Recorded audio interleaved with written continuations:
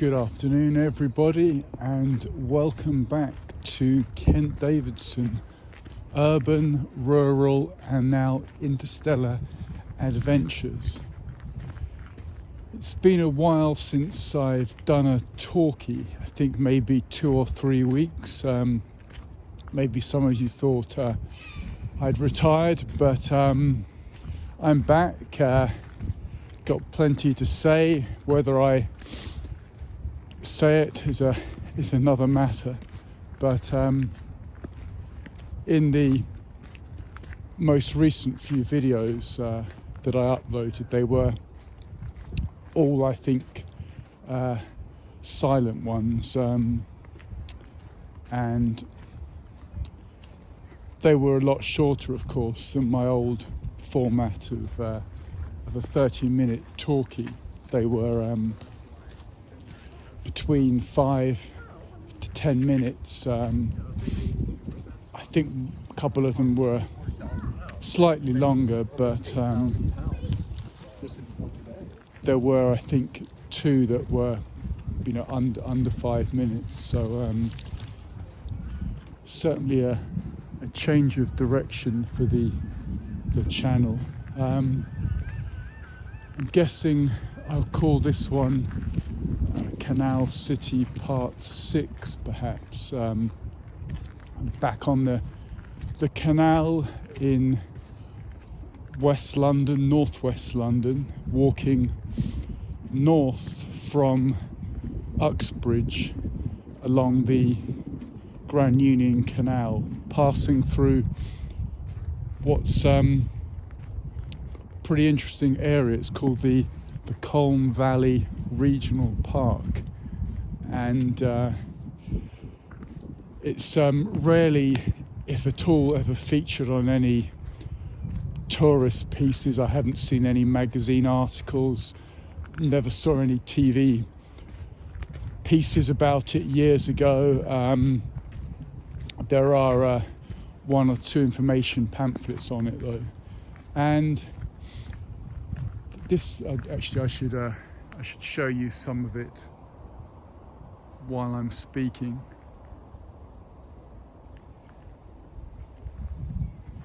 Yeah, it's a very pleasant sort of flat, low-lying wetland type area, very similar to the Lee Valley Regional Park, which is much closer to home and where I spend quite a number of my days at the moment. But I fancied trying this today. I have been here quite a few times during the warmer months of the year. This is one of my staples, walking from Uxbridge up to Rickmansworth, and sometimes the reverse, starting at Rickmansworth, walking south to Uxbridge, also heading from Uxbridge south for about 30 minutes and then turning right, heading west onto what is called the Slough arm of the canal network, heading towards the town of Slough. But I'm just showing you this sort of pond, marsh, wetland area, which of course would have experienced some flooding in all the recent heavy rains of January. Yes, so there's the Lee Valley Regional Park on the east side of London, northeast London, and then here you have northwest London, the Colne Valley Regional Park, and that's spelt C-O-L-N-E. And I don't know why. I mean, it's a pretty attractive, something like 10 or 12 mile stretch of the canal here, and just doesn't get the publicity, but it's absolutely tranquil in the summer months. Plenty of wildlife, plenty of insects and birds here, and this designation, this status, regional park I mentioned before, is halfway between a country park and a British national park. So in terms of size and status, I'd suppose this would be similar to your state park. In the United States, of course, each of the states will have a number of state parks as well as perhaps possessing one or two national parks. So this is your state park, as it were, in Britain. And currently in London, there's, as I said, these two regional parks, Lee Valley and Colne Valley. And there's an area of South London which at the moment is it's a bit disjointed. It's not really properly articulated as to how it should sort of feature itself. But it's the Wandle River.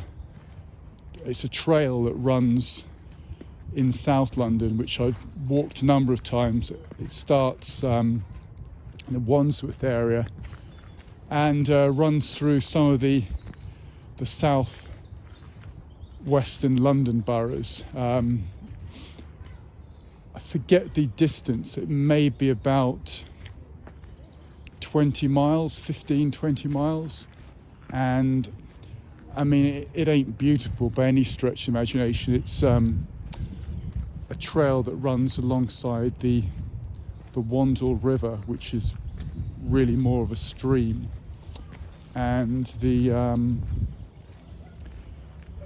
trail is sort of under signposted in parts.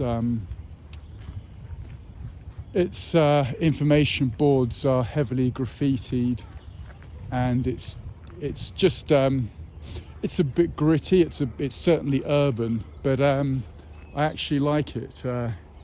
It's no one's number one choice, so that's why I find myself there quite often. But just showing you some of this pond and wetland area. It's actually a pretty nice temperature now. It was 2 or 3 degrees earlier. It's about 4 now, and when there's not a wind, the temperature for walking is more than comfortable. Don't have my gloves on for this filming, and the hands are feeling fine. So let's see if I can zoom you up there.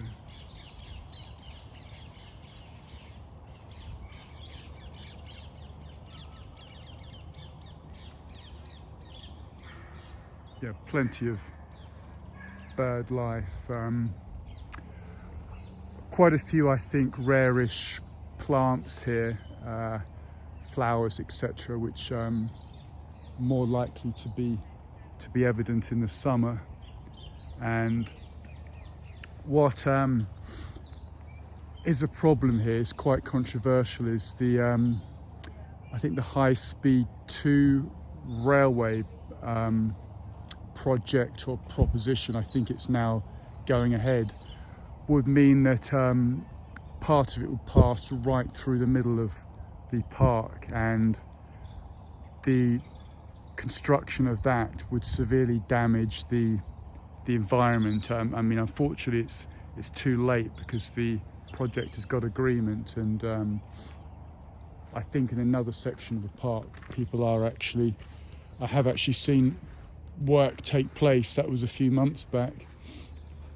So I mean, that is a real shame.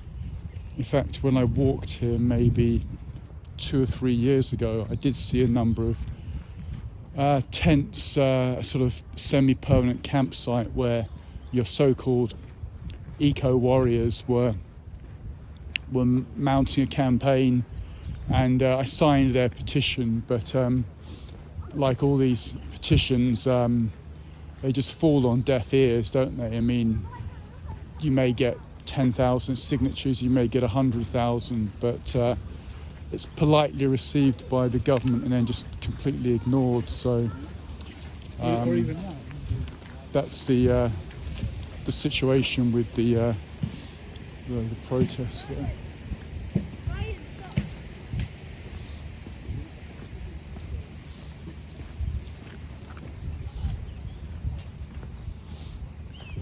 Yeah, it's fairly busy today. Normally there's very few people on it.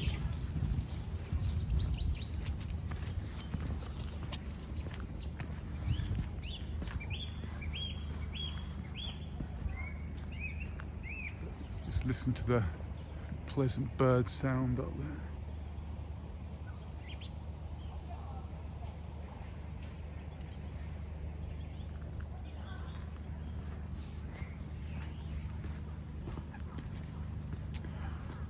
Yeah, the Grand Union Canal, of course, all connected with the whole entire British canal network, joins up, and this in fact runs all the way through the Midlands to Birmingham.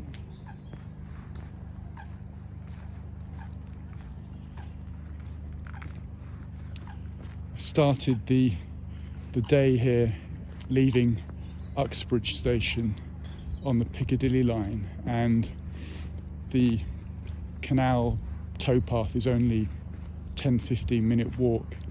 Uxbridge, of course, being the constituency of the Prime Minister, better known in my household as the cross-eyed lying bastard, but that's just between you and I. So Uxbridge is his constituency, so supposed home of the sunlit uplands that he had promised the nation just a short while ago. Just think about how I mean, it's certainly pleasant along the canal, but that's got absolutely nothing to do with any effort made by the Prime Minister.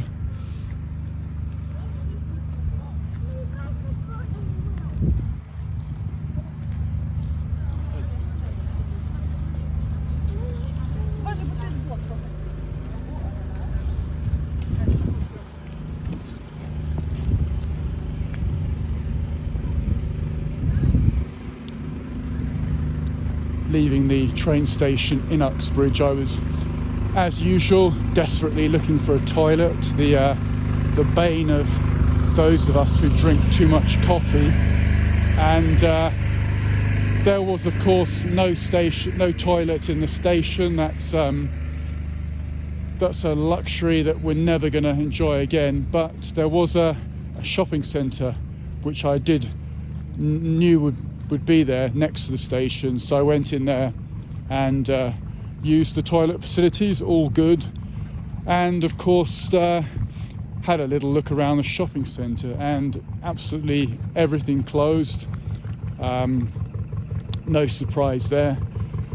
I mean, how are those businesses going to recover? How are those retail premises going to get busy again?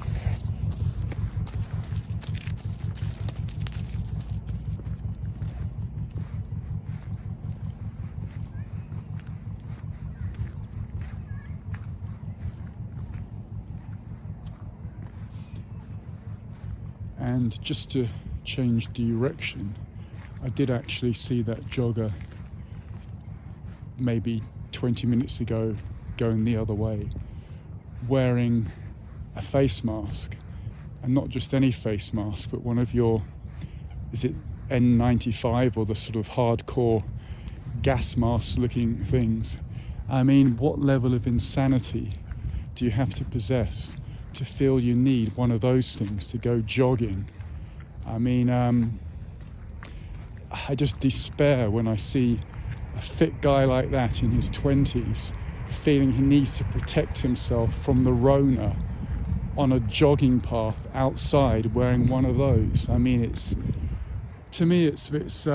beyond insanity. It's it's the realms of a cult. I regard the whole situation as a cult, and you will have heard me discuss that on other videos. So I've got to show you the beautiful lakes here. When does a pond become a lake? I'm not quite sure, but this to me should be called a lake. It's big enough. And over there you can see there's more on the other side. I think they were actually quarries or gravel pits that were filled in when the area was given the park designation. So quite similar to the setup with Lee Valley, in which a number of the ponds or lakes there were previously gravel pits or quarries. Returning to the depressing subject of the pandemic, in Uxbridge town centre, after visiting the toilet, I popped into a branch of Pret and got myself a tasty tuna melt toasted sandwich, which I sat on a bench outside in the centre of the town. And as I'm eating it, there's two or three guys, Christians. I mean, they were talking about the Bible, talking about God and Jesus. Absolutely fine with me. And they're also attacking the narrative, the narrative we all know about connected to the pandemic, and the one that our authorities, global, national and local, are all presenting us with, and also every or almost every single media outlet. And these guys were merely exercising their free speech. Obviously, those who have seen my previous videos will know I would have been entirely in agreement with them. But even if I disagreed, I would hopefully defend their right to free speech and to say anything they want in a public space. And as the leading individual in the group of three was speaking, a woman who was shouting back at him and remonstrating, arguing, whatever with him, then proceeded to I can hardly use the word assault for an attack from a woman on a man, but and I mean, she was quite a largish lady, shall we say, but even so, I mean, as a guy, you've got to be willing to recognise that if a woman attacks you, your physical superior strength means that it's of a lot less significance than should another dude throw a punch. But she attacked this guy with legs and arms flailing in a rather pathetic manner, and it was a bit of argy-bargy. A few members standing around were saying different things. She stormed off, shouting and giving him the finger, and that was it. The speakers resumed, and I moved on my way. But technically, is that not an assault? She made physical contact. I mean, what does it mean? So you get assaulted for exercising your free speech, and there's no consequence. The lady who committed the act would then have gone back to her people and said, "Oh yes, this guy was telling a lot of lies in the public square, and I slapped him about, and they would have said, yeah, you go girl, blah blah blah. I mean, it's just in my book not acceptable. Let's have a debate of ideas. Let's have a verbal debate. He was coming out with some in-depth information, and let's hear her debate it on that level. But it wasn't to be. And just showing you how it opens up there with those lakes.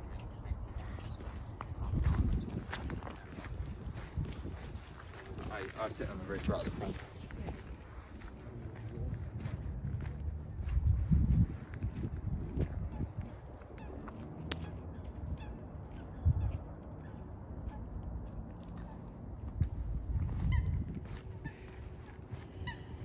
And to me, what I saw was just unsurprising and just reflective of the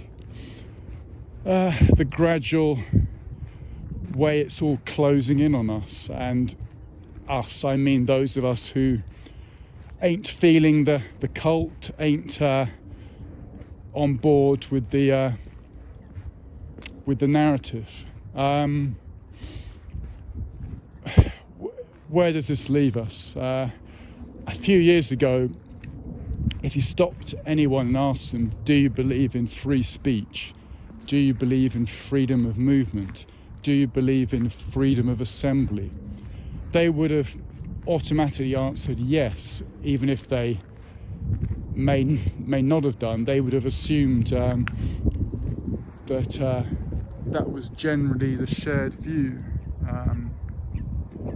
But the pandemic has meant that all of those ideas have gone out the window, except for those of us who aren't willing just to discard them because of the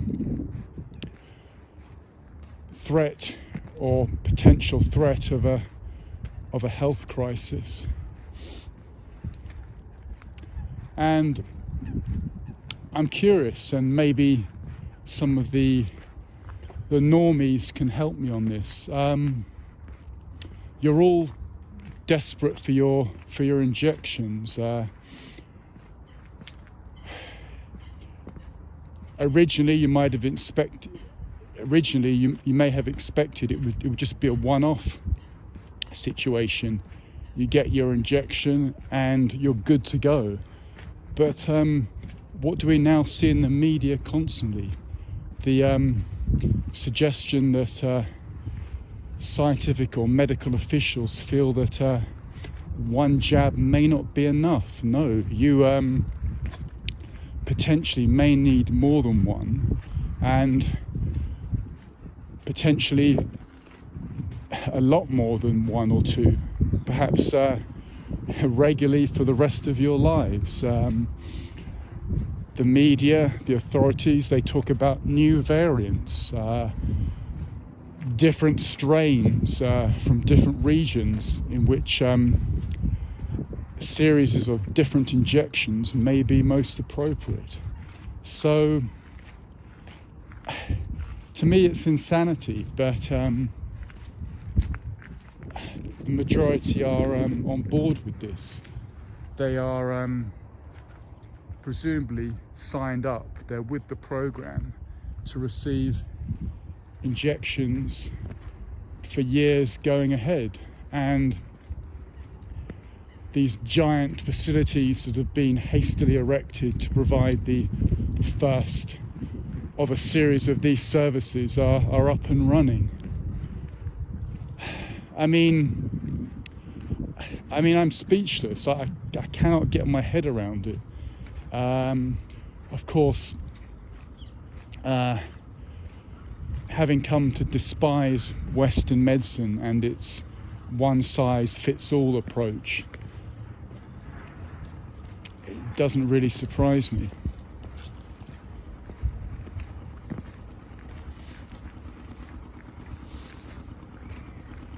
In Eastern medicine, in traditional Chinese medicine,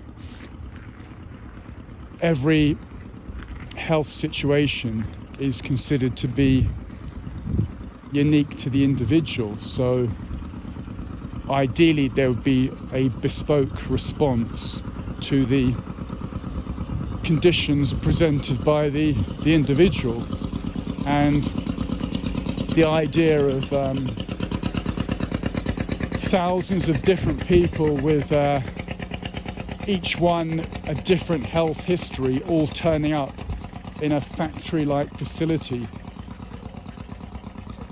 almost like some sort of abattoir to receive a jab, it goes against everything that other medical traditions stand for.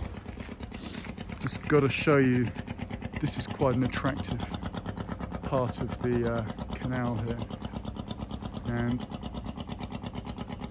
for those into your clouds, do like a bit of that and some blue sky as well.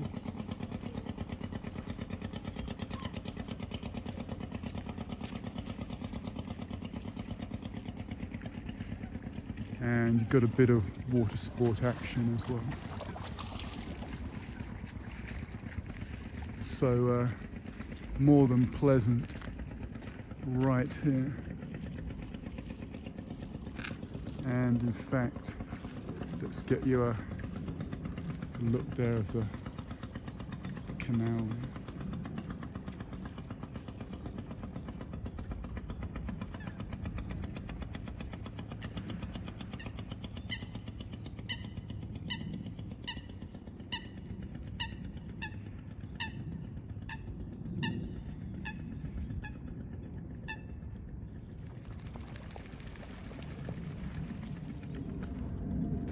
Anyway, what am I doing ranting on? I should just be enjoying the tranquility here.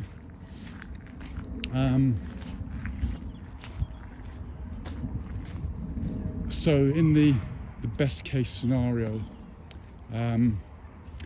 all these injections do the job, the pandemic disappears, may take a couple of years, may take 5 years, but in the world of the normies, this is the desired future. The problem is solved, everyone's injected, and we are given a return to the world of 2019.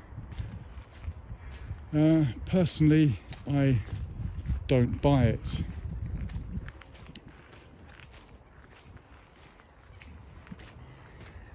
But this is presumably what the majority think. And I really, really hope that they are correct, that the overturning of all our values is justified. I really hope it is. Personally, I don't accept it, but I'm willing to admit I'm wrong if in the future we have a return to the world of the past. And just going in there for a close look at the wetlands there.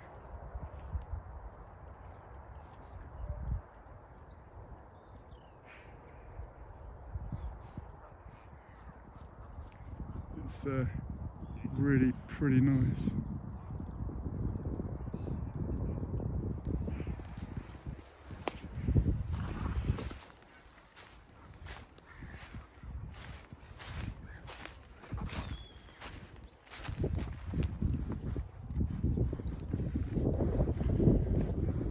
Anyway, one last thing and then I'll sign off and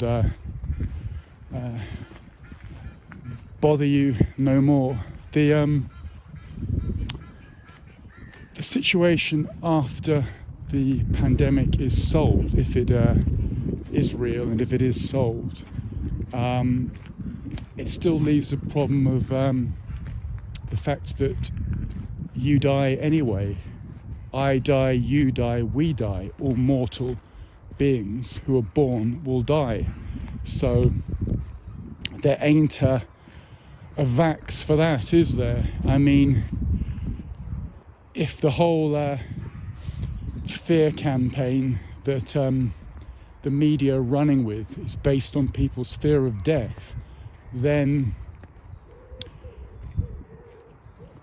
so you solve this pandemic, but then you're still left with that existential question that hasn't been solved, hasn't been answered. So